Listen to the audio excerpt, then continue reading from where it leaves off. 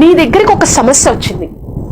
అందరికీ సమస్యలు ఉంటాయండి ఈ లోకంలో, అందరికీ సమస్యలు ఉంటాయి, పెద్దవాళ్ళకి చిన్నవాళ్ళకి అందరికీ. నీ దగ్గరకు ఒక సమస్య వచ్చింది. ఆ సమస్యలో నువ్వు దేవునికి మొరపెడుతున్నావు కదా, కానీ నీకు ఆ సమస్య తీరట్లేదు, అవునా? కానీ అంతకంటే ముందుగా నీ హృదయంలో మార్పు కలుగుతుంది. దేవుడిని నువ్వు ఒక దృష్టిలో చూసేవు దానివి ఒకప్పుడు, కానీ ఇప్పుడు నువ్వు ప్రార్థనలో ఆయనతో గడుపుతూ ఉన్నప్పుడు, ఆయన గొప్పతనాన్ని నువ్వు అనుభవిస్తున్నావు. ఎంత గొప్ప దేవుడిని నేను కలిగి ఉన్నావో నువ్వు తెలుసుకుంటున్నావు.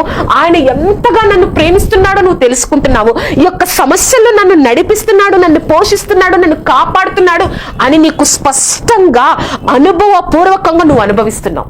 మన యొక్క కష్టాలు బాధలు మనకి ఎలా ఉంటాయంటే, ఒక రోడ్డు మీద ముళ్ళతో కప్పేసినట్టు. ఆ ముళ్ళ మీద మనం నడిచెళ్ళాలేమో, అయ్యో నేను వెళ్ళలేను అనుకుంటాం, కానీ దేవుడు నిన్ను నన్ను ఎత్తుకొని ఆ ముళ్ళ మీద ఆయన నడుస్తున్నాడు. అందుకే మనం కాపాడబడుతున్నాం.